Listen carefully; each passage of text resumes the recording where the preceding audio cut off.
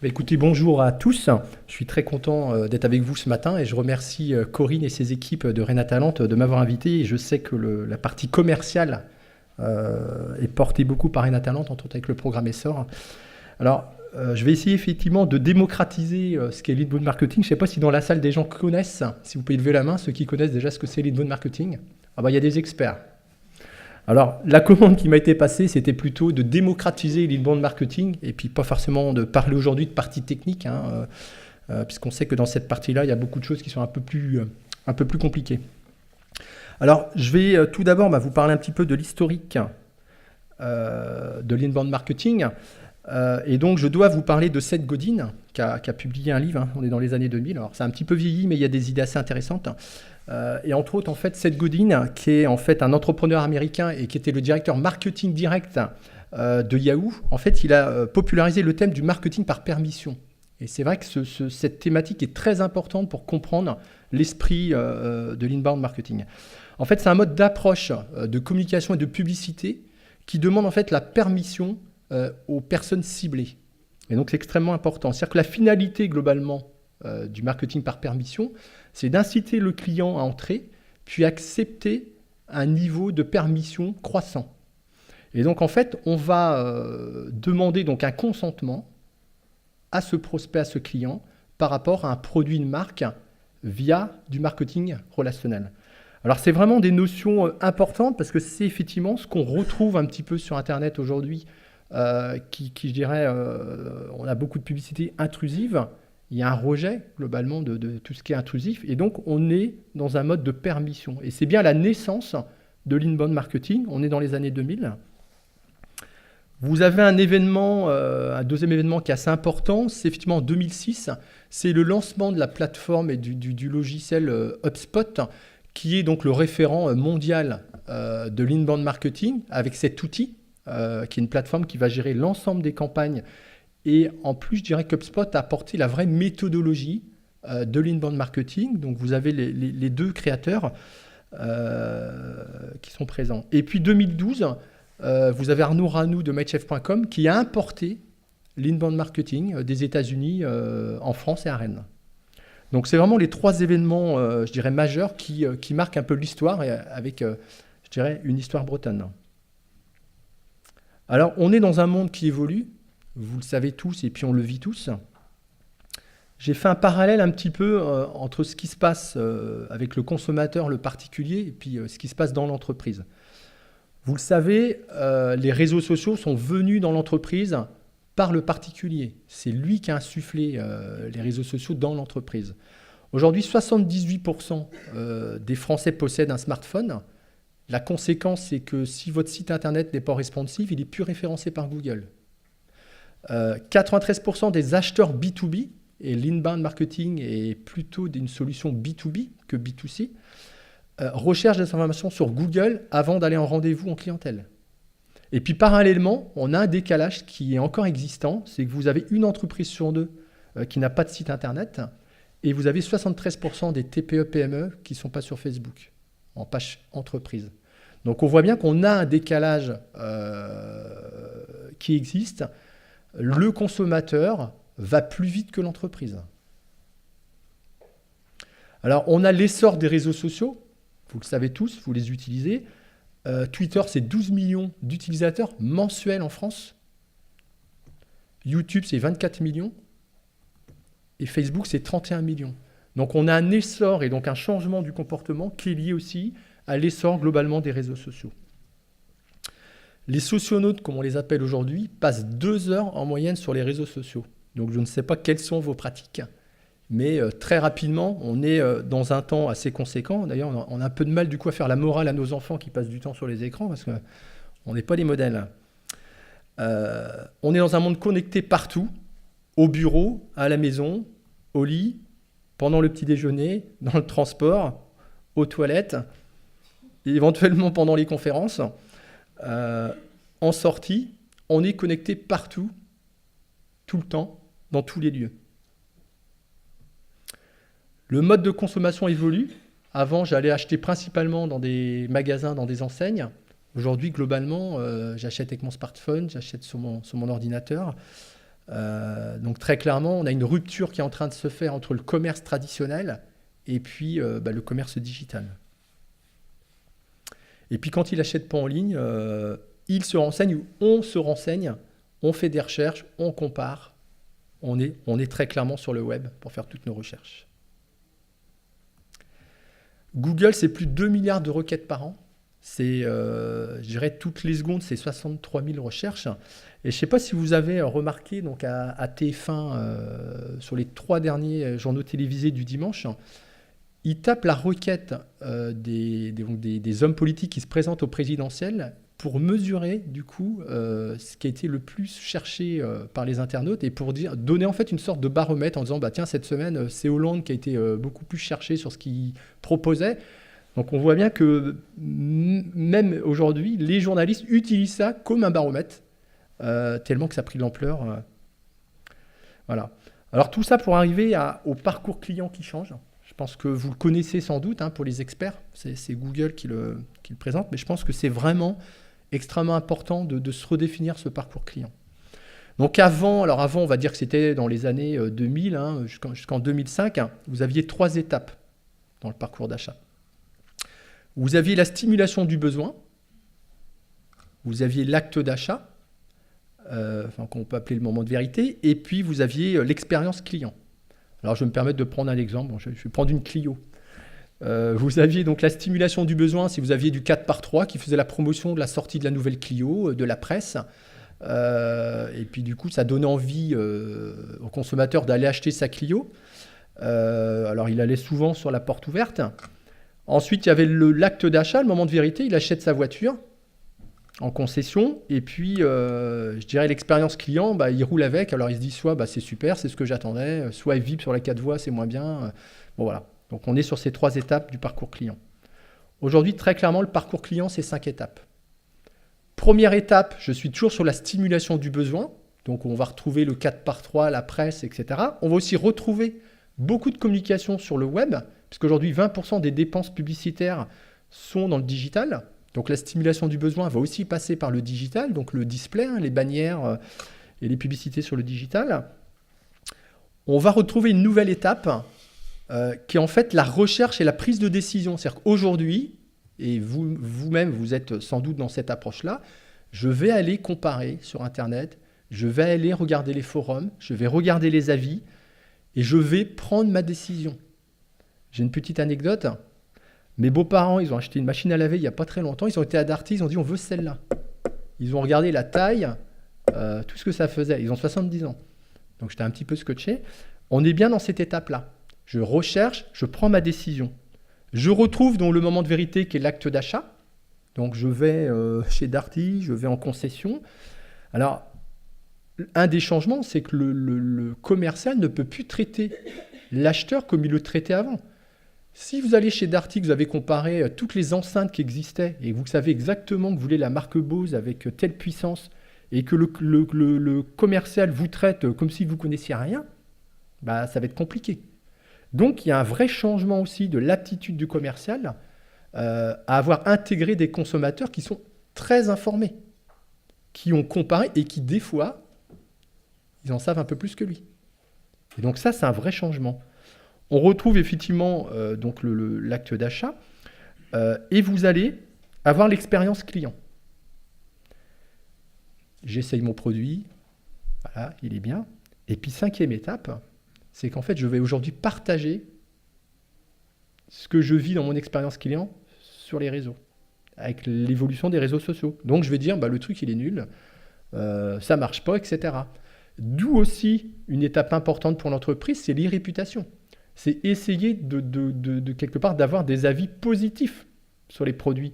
Puisqu'en fait, le partage d'expérience va revenir dans la phase de recherche et de prise de décision, puisque ça va remonter, et donc ça va me casser les ventes. Donc on est vraiment dans une évolution forte. Le digital a complètement transformé le parcours d'achat, et aujourd'hui, très clairement, on doit tenir compte de ça. Alors, l'inbound marketing, hormis ce terme un peu barbare qui je vois bien, est nouveau. On est dans le time to market. Ça existe, vous l'avez vu, ça existe, on va dire que c'est mature depuis plus de 10 ans aux États-Unis. Ça arrivait en France dans les années 2012. Ça a mis un petit peu de temps parce que les logiciels étaient aujourd'hui plutôt américains, HubSpot. Et puis aujourd'hui, il y a des vraies solutions françaises. Et donc aujourd'hui, c'est parti. On est vraiment au bon moment. Ça va se développer fortement en France et ça vient répondre au changement profond du consommateur. Alors, l'inbound marketing, c'est une stratégie digitale. On a eu, il y a 6-7 ans, il y a eu la mode des agences de com qui était 360. Alors, elles faisaient tout. Là, on va voir un peu la mode de l'inbound marketing. Donc, tout le monde va faire de l'inbound marketing. Quand vous faites du marketing automation, donc j'envoie du SMS, j'envoie de l'email sur des grandes bases de données, c'est du marketing automation. C'est pas de l'inbound marketing. Quand je fais du gros hacking, c'est-à-dire que je remplis les comptes sociaux automatiquement avec des robots, etc., c'est pas de l'inbound marketing. C'est l'automatisation de remplissage de comptes. L'inbound marketing, c'est une stratégie digitale. C'est-à-dire qu'elle coordonne l'ensemble des actions que je vais mener. Donc, j'ai voulu remettre cette définition. Donc, justement, la stratégie digitale, c'est l'ensemble des méthodes et techniques digitales permettant de construire un avantage concurrentiel. On est dans une concurrence de marché. C'est bien ce que je vais construire dans ma stratégie digitale. Je vais chercher des clients, je vais prendre des parts de marché à mes concurrents. Et donc, on est véritablement dans une stratégie. Alors, la stratégie d'inbound marketing vise assez simplement à attirer des visiteurs qualifiés, et je dis bien qualifiés sur mon site internet, à les convertir en contacts, puis en clients. Ah, vous dites, ça c'est de la théorie. Aujourd'hui, vous avez sur vos sites internet des curieux et des visiteurs. Alors, vous avez des audiences qui peuvent être de 20 000, 30 000, 50 000 visiteurs. Aujourd'hui, ces visiteurs-là ne sont pas forcément qualifiés. La première étape de l'inbound marketing, et je rentrerai dans le détail après, c'est de qualifier l'audience. D'avoir une audience qui, du coup, peut devenir client demain. Ensuite, les plateformes de marketing automation, et je l'évoquerai tout à l'heure, vont permettre de convertir ces contacts. C'est-à-dire qu'aujourd'hui, globalement, cette audience, elle est anonyme. Je vais la rendre connue. Donc, je vais convertir une partie de mon audience en contact. Et derrière, je vais conclure dans une méthode, une relation commerciale digitale pour avoir des clients. Alors, globalement, elle articule une douzaine de compétences. C'est-à-dire qu'on va retrouver toutes les compétences du digital. Ça va de l'accompagnement stratégique au référencement, à l'ergonomie du site, au contenu qu'on va mettre sur le site, à la gestion des réseaux sociaux, aux outils de CRM qui vont être liés à la stratégie qu'on a.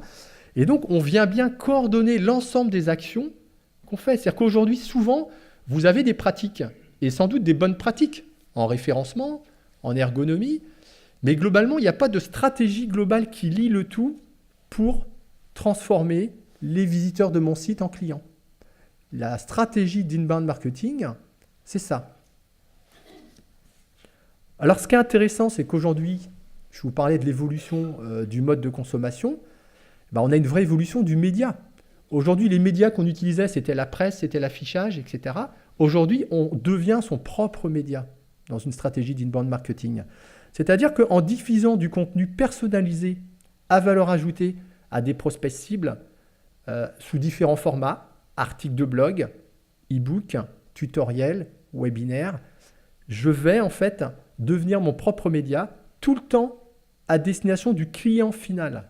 Ma stratégie très clairement d'inbound marketing, c'est pas juste de faire de la com, j'ai une stratégie de conquête client. En fait, ce qu'il faut comprendre, c'est qu'aujourd'hui, il ne faut pas se tromper, les internautes, ils ne vous cherchent pas vous sur Internet. Ils cherchent une réponse à leurs problématiques, très clairement. Donc, ce qui est intéressant, c'est grâce à l'inbound marketing, ils trouvent votre réponse en lien avec la requête qu'ils ont tapée en top position. C'est-à-dire qu'en fait, la stratégie qu'on va mettre en place, qui est une stratégie que vous soyez votre propre média pour aller conquérir des prospects qualifiés, fait qu'en top position, quand il tapera sa requête, c'est vous qui apparaîtrez comme l'expert du métier. Et c'est comme ça qu'il vous identifiera comme étant potentiellement celui qui va pouvoir livrer le service ou le produit. Alors en fait, c'est après derrière les plateformes de marketing automation qui vont nous permettre de transformer ces visiteurs ou ces prospects qualifiés, puisque j'ai déjà fait un travail de contenu pour les qualifier, qui sont à la base anonymes, en contact connu en fait, au fur et à mesure qui vont nous délivrer des informations comportementales. C'est-à-dire que pour avoir l'e-book de 8 pages sur un sujet précis, je vais lui demander ses coordonnées. Pour accéder au tutoriel, je vais lui demander des éléments comportementaux. Et donc, c'est comme ça qu'au fil du temps, je vais créer une relation commerciale digitale. Alors, globalement, et puis Valérie en parlera, globalement, l'inbound marketing vient réinventer son entreprise avec le digital. Si je prends mon entreprise existante et puis je fais les petits réglages parce que c'est toujours un peu plus simple et puis ça me met un peu moins de bazar dans les équipes, bah globalement, je ne vais pas passer au digital. Je vais faire des réglages. L'inbound marketing est une solution pour réinventer l'entreprise et s'adapter aux nouveaux comportements des consommateurs, très clairement. Elle permet en fait de décloisonner le marketing et le commerce pour être plus efficace. Vous avez sans doute suivi pas mal de conférences sur les entreprises libérées. Il y a Flavie, il y a Chronoflex à Nantes. En fait, qu'est-ce qu'ils ont fait? En fait, ils ont décloisonné la production et le commerce pour, du coup, que la production soit plus proche de ce qu'attend le client et plus proche de la commande du commercial. L'inbound marketing vient clairement décloisonner le marketing et le commerce. Ça vient aussi quelque part se recentrer sur le client, ce qu'on appelle le customer centric. Alors pourquoi? Parce qu'en fait, souvent, on est encore trop tourné vers soi. Quand vous regardez les communications que souvent on produit, c'est j'ai fait ci, j'ai fait ça, je suis le plus beau. Oui, mais le client aujourd'hui, dans son approche digitale, excusez-moi l'expression, mais il s'en fiche. Lui, il veut une réponse à ses requêtes. Il ne veut pas quelqu'un qui parle que de soi. Donc, on vient aujourd'hui changer aussi son approche et on vient se recentrer sur ce que veut le client, très clairement. Derrière, ça demande de réorganiser sa force de vente. Là où j'avais 10 prospecteurs, il me faudra peut-être que 4-5 conseillers. C'est-à-dire qu'aujourd'hui, 99% de la prospection téléphonique, je dirais sauvage, c'est un échec. Donc aujourd'hui, j'ai besoin de moins de prospecteurs puisque les clients en inbound marketing viennent à moi par mon expertise, mais j'ai besoin de commerciaux plus affûtés et qui sont en capacité de répondre à un client qui a un fort niveau de connaissance. Donc, très clairement, on vient réinventer le digital. Alors, je vais vous proposer de rentrer un petit peu dans le concret pour que vous puissiez comprendre un peu comment ça fonctionne. Donc, très clairement, c'est ce que je vous disais. C'est une stratégie. Vous avez forcément des briques dans votre entreprise, mais elles ne sont pas réunies pour aller dans une vraie stratégie de conquête client. Donc, on va tout d'abord travailler sur le fait d'attirer les clients dans cette stratégie. Et donc, qu'est-ce qu'on va faire dans l'entreprise? On va redéfinir quelques points stratégiques de l'entreprise. Donc, c'est quoi la vision de l'entreprise? C'est quoi ses objectifs? C'est quoi son organisation commerciale et marketing? Quels sont ses clients cibles? Ce qu'on appelle, nous, dans le jargon, les personas. Parce qu'aujourd'hui, la plupart du temps, si on sépare le marché en deux, vous avez les e-commerçants qui, globalement, ont très bien défini leurs clients cibles, ont des vrais scénarios clients, ont des logiciels affinitaires qui permettent de dire l'internaute a aussi acheté ce produit-là. Ils ont du retargeting pour réengager un panier client abandonné. Ils ont des cycles d'achat. Ils sont très, très affûtés. L'e-commerce en France est un marché très mature et plutôt de très bonne qualité. Puis à côté, on a tout le reste qui n'est pas e-commerçant, qui est souvent B2B. Et puis eux, ils ont croisé une agence de com qui leur a fait poser un site là qui est joli, où le logo est sympa, mais souvent, si vous posez la question au dirigeant, il ne sait plus trop pourquoi il a posé son site. Et en fait, il n'a pas construit son site pour attirer des clients, il a posé son site pour son image et puis présenter ses produits, mais il n'y a pas de conversion, les boutons de conversion pour envoyer un email, souvent, il faut aller le chercher assez loin. Et donc voilà, il y a un vrai changement qui se passe, c'est qu'il y a les e-commerçants qui ont largement développé des technologies et vous avez le reste du marché qui a plutôt posé son site pour faire un site, entre guillemets, souvent vitrine. Donc ce qu'on va faire, donc on va complètement redéfinir les clients cibles, mais précisément, c'est une des stratégies de l'inbound marketing, c'est-à-dire qu'en fait, je vais dire, je vais prendre un prénom, Jacques, c'est un des clients cibles de l'entreprise, par exemple Artefacto, il a 40 ans, il a 2 enfants, voilà ses pratiques web, voilà ce qu'il attend en termes de requêtes. Et donc, on va faire des analyses des requêtes. Vous savez qu'aujourd'hui, on peut suivre les chemins des internautes sur notre site internet avec Google. Donc, on va travailler tout ça pour avoir une vision très claire de la vision de l'entreprise, de son organisation, de ce qu'il faut réinventer pour être efficace et de qui on veut toucher et comment on veut le toucher. Et ça va nous permettre derrière d'avoir une vraie ligne éditoriale avec des supports choisis pour aller conquérir les clients. Première étape, on va attirer sur notre site des visiteurs qualifiés. Il ne s'agit pas de se dire j'ai 40 000 visiteurs, je veux atteindre 100 000. C'est un objectif, mais là, on va travailler la qualification de notre audience. Alors, comment ça va se faire ? Vous allez avoir du référencement, forcément. Vous pouvez utiliser des AdWords. En l'occurrence, aujourd'hui, je vous invite à faire des campagnes d'AdWords, puisqu'en fait, c'est le seul moyen qu'on a aujourd'hui de récupérer les requêtes, puisque Google a un peu changé la règle du jeu. Et donc, on va délivrer des contenus que veut lire notre prospect. Donc, parce qu'on a fait tout ce travail de persona et donc de client cible et on a défini une ligne éditoriale. Donc, on va délivrer des contenus sur le web en référencement naturel. Mais ces contenus vont être travaillés pour être eux-mêmes référencés dans les requêtes recherchées par les internautes. Donc, c'est vraiment un référencement naturel haut de gamme, poussé, qui va nous permettre, ce que je vous disais tout à l'heure, que quand l'internaute tape la requête en lien avec notre expertise, c'est nous qui remontons en top position. Ça, c'est une des premières étapes. Derrière, on va forcément chercher de l'interaction client. Donc, on va faire des posts sur les réseaux sociaux, on va animer nos communautés, etc. Donc ça, je dirais, c'est ce qu'on va créer pour attirer l'audience qualifiée. Autre sujet, c'est la conversion. La conversion, elle va se faire sur des contenus à valeur ajoutée. Un tutoriel, un webinaire, un e-book de 8 pages sur un sujet technique. C'est là que je vais aller chercher la conversion client, toujours dans ce chemin que je suis en train de définir. Alors après, chaque chemin est un peu particulier par rapport à la problématique de l'entreprise et puis à son métier. Et on va donc retravailler l'ergonomie du site. Aujourd'hui, la plupart des sites ont une ergonomie moyenne pour convertir. Parce qu'à la base, ils n'ont pas été conçus pour ça. Ils ont été conçus pour être un site vitrine. Donc on va retravailler les chemins de l'internaute et on va retravailler notre ergonomie. On va travailler les boutons de conversion. Alors des fois on me dit, oui, un gros bouton c'est laid, mais bon, si ça marche, bon, c'est principal. Le petit bouton qu'il faut aller chercher, qui est tout petit, puis attention, entre les sites en responsive, des fois vous regardez, c'est à peine cliquable sur le smartphone, on va aller travailler notre conversion, on va travailler nos kits mail, on va travailler nos landing pages, et on va mesurer ces taux de conversion entre l'audience qualifiée qu'on arrive à capter et puis la conversion client qu'on veut faire. Ce qu'il faut comprendre, c'est que les plateformes, et je vais en présenter une tout à l'heure, automatiques, vont nous permettre de gérer la totalité des campagnes qu'on veut mener avec nos contenus personnalisés. Et vous verrez après dans le détail comment ça fonctionne. Donc, c'est elles qui vont nous permettre de délivrer en grande quantité, mais d'une manière personnalisée, les contenus qu'on veut délivrer aux clients par rapport au cycle d'achat qu'on a défini et au persona qu'on a défini. Et après, la plateforme va nous scorer les interactions avec nos prospects. Plus j'ai d'interactions, plus le score monte, donc plus le prospect lit des contenus, va chercher des books, etc., plus son score monte, moins j'ai d'interactions, plus le score baisse. Et ce qui est intéressant, c'est que quand le score va augmenter, je vais envoyer des contenus plus engageants.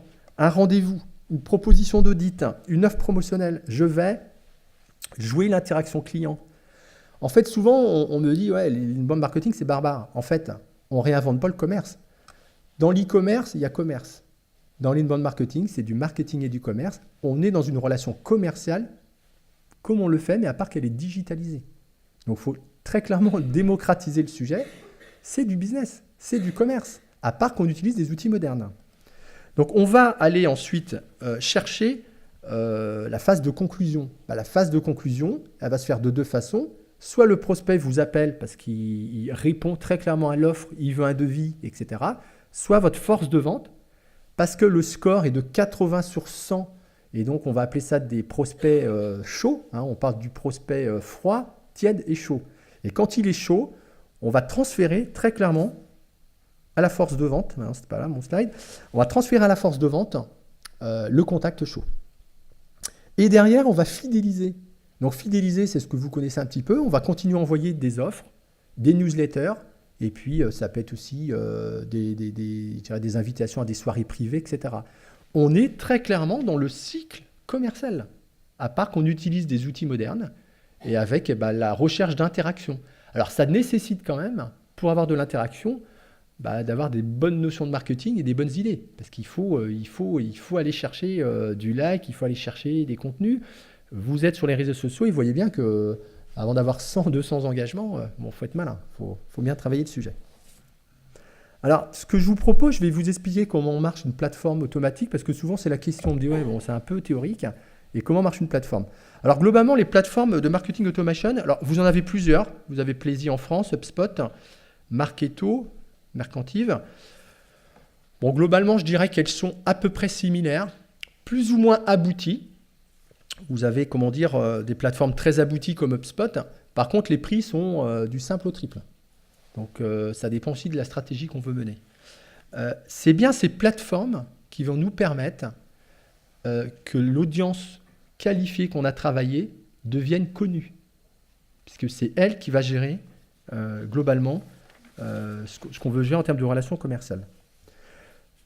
Globalement, quand même, il faut se dire que le paramétrage technique est assez compliqué pour des non-initiés. C'est-à-dire qu'aujourd'hui, puisque vous pouvez avoir des plateformes en direct, donc nous, ce qu'on propose en agence Inbound Marketing, c'est première solution, on gère en externalisation complètement toute la démarche d'Inbound Marketing, donc toute la stratégie, les contenus, les plateformes, et on livre aux commerciaux les prospects chauds.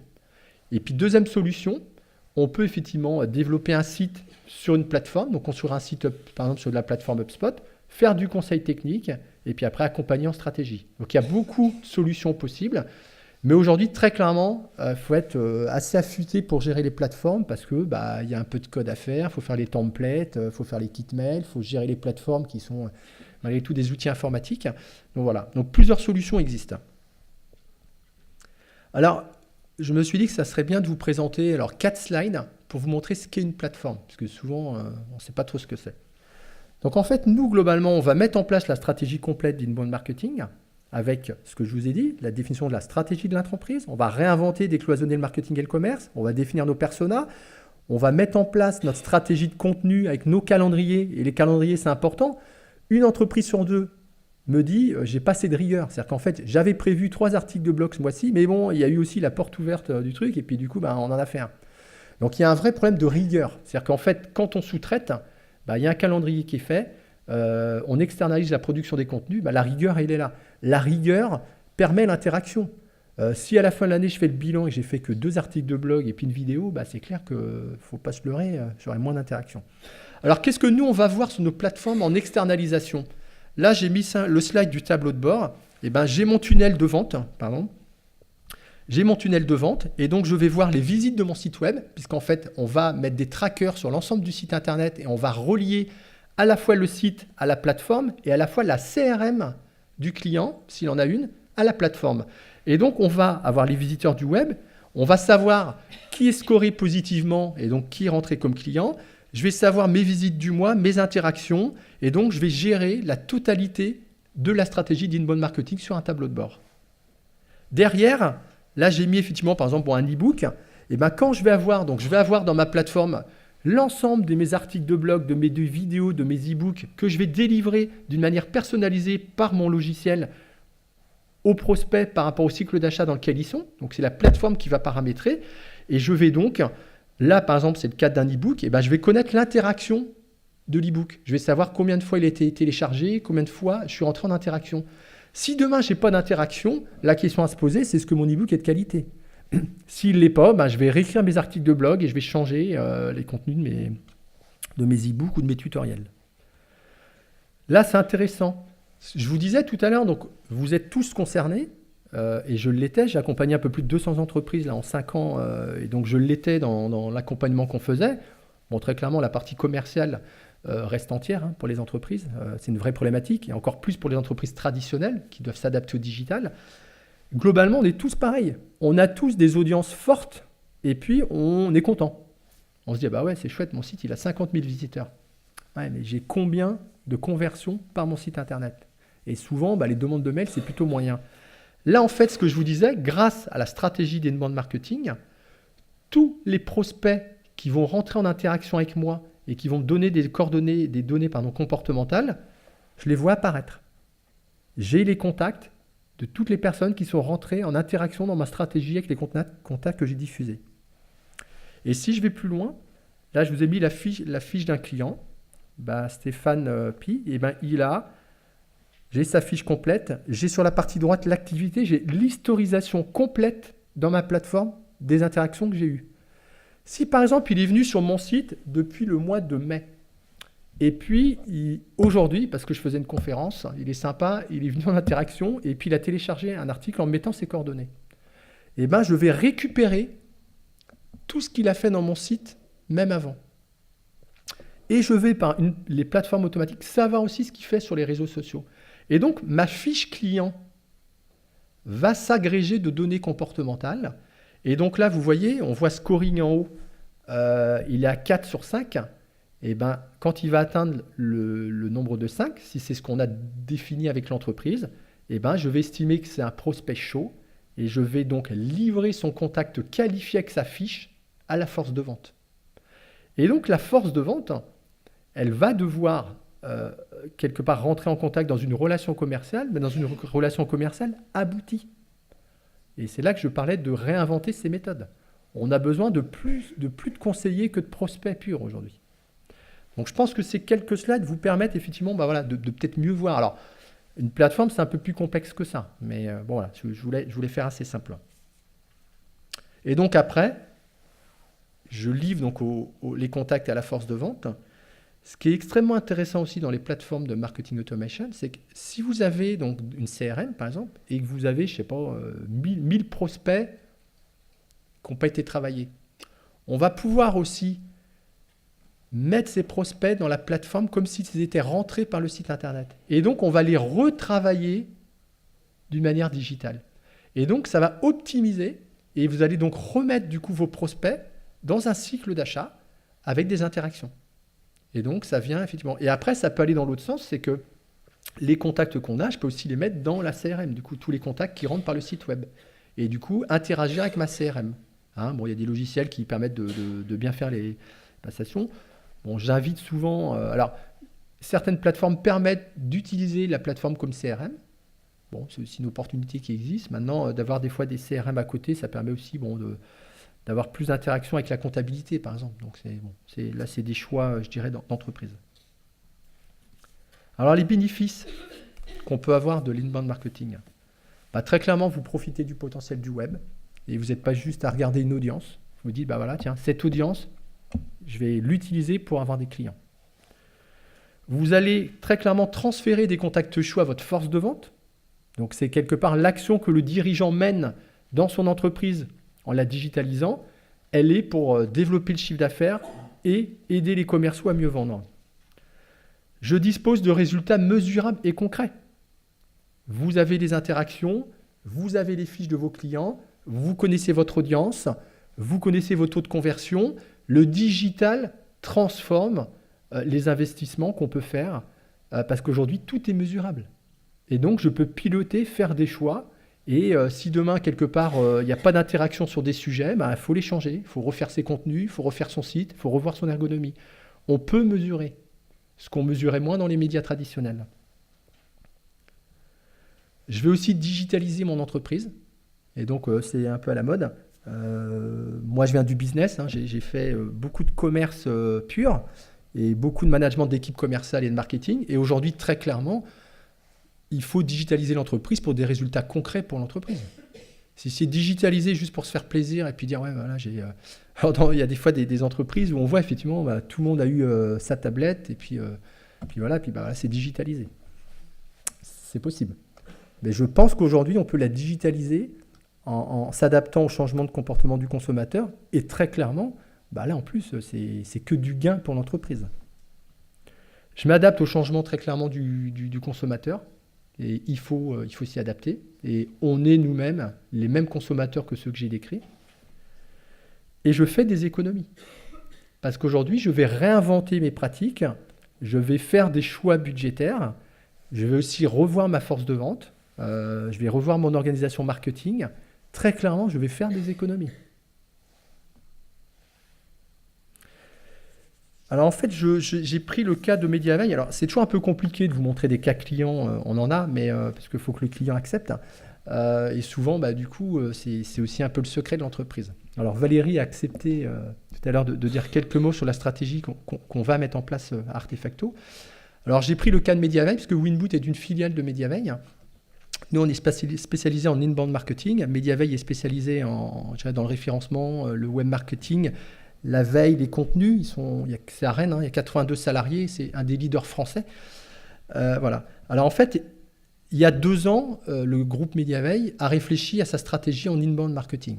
Donc avec une inbound marketrice qui pilote l'ensemble des actions. En fait, avant la réflexion, globalement, il y a une notoriété assez établie de Mediaveil, parce qu'ils sont assez présents sur les réseaux sociaux. Donc effectivement, pas de problème sur ce sujet.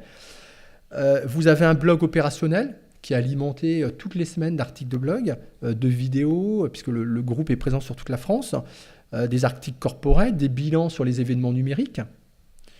Vous avez un projet de refonte de site qui existait pour travailler l'ergonomie, le design, les performances et mieux présenter les expertises.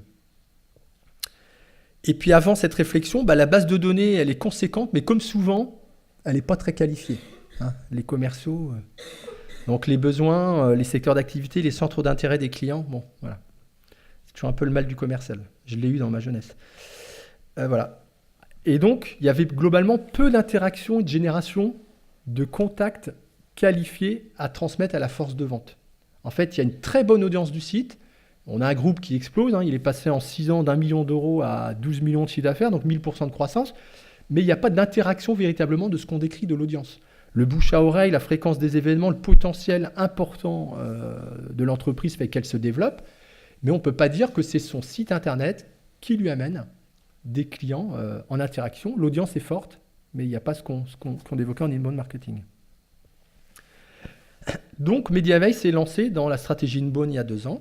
Tout d'abord, ce que je vous disais, revoir la stratégie de l'entreprise, sa vision, ses objectifs, travailler ses personas, ce qui est une des clés de l'inbound marketing, c'est qui mes clients cibles très précisément, avec brainstorming avec les équipes commerciales, interview client pour vraiment bien définir, et puis données quantitatives qu'on peut avoir avec Web Analytics, avec le chemin parcouru par les visiteurs sur le site. Donc à partir de tous ces éléments-là, on construit très très très précisément ses clients cibles. Et en fait, on en fait des clients fictifs. Et donc ensuite, il y a eu un plan d'action pour maximiser les contenus orientés besoins clients et non plus tournés uniquement vers l'entreprise. Donc adapté aux personas et au cycle d'achat pour en délivrer effectivement une ligne éditoriale et un calendrier de production de contenu, études de cas clients, articles de blog, livre blanc. Et puis vous avez les résultats. Premier résultat, plus 525% de contacts en 3 mois sur le catalogue formation et la demande de formation. Puisque là, c'était une action précise dans le cadre de l'inbound marketing. Donc l'inbound marketing vous permet très clairement de générer pour la force de vente des contacts qualifiés et donc des clients et prospects qui sont matures. C'est tout simplement une relation commerciale digitalisée. Il ne faut pas trop s'éloigner de la partie commerciale, et c'est bien le sujet. On est vraiment dans ces pratiques-là qui sont nouvelles en France, mais qui explosent aux États-Unis. HubSpot est présent dans le monde entier, ils ont une croissance de 100% tous les ans. On est un peu en retard en France, et c'est sans doute parce que on était plus dans du marketing traditionnel. On a des plateformes françaises qui ont eu du mal à arriver sur le marché, mais aujourd'hui, très clairement, on est dans ces pratiques-là. Voilà. Et derrière, Mediaveil a connecté son site internet et sa CRM à la plateforme de marketing automation. C'est ce que je vous expliquais, c'est qu'après, à un moment donné, on travaille dans une boucle où le site internet génère de l'audience. Cette audience qu'on a travaillée est qualifiée. Elle génère elle-même dans de la plateforme des prospects chauds qui sont transférés à la force de vente et puis mis aussi dans l'outil de la CRM qui est relié du coup à la plateforme. Et donc, on va scorer, historiser toutes les actions qu'on mène. On va piloter toutes les actions. Quand vous demandez à un responsable de marketing de lui dire « Tiens, il faudrait faire une campagne SMS, une campagne d'email, plus les invitations, etc. » Là, c'est votre plateforme qui va gérer l'ensemble de vos interactions mais qui en plus va pouvoir le gérer sur des quantités importantes. Alors que globalement, autrement, c'est compliqué. Autrement, on se renferme sur des actions précises. On se dit, bah, tiens, je vais faire un envoi d'emailing sur ma CRM. Bon, bah voilà, bah, j'ai fait l'action, puis c'est passé 5 mois. Je ne suis plus dans une relation commerciale. Là, je vais être en relation commerciale. Il y a même quelque chose que je trouve extrêmement intéressant dans les plateformes, c'est ne serait-ce que les mots de remerciement. Vous avez téléchargé tel document, bah, écoutez, merci, sachez qu'il y a aussi ce document-là. On crée une relation au fil du temps, et c'est comme ça qu'on fait monter en score le prospect, pour l'attirer à nous, c'est du marketing entrant, et pour qu'il devienne client.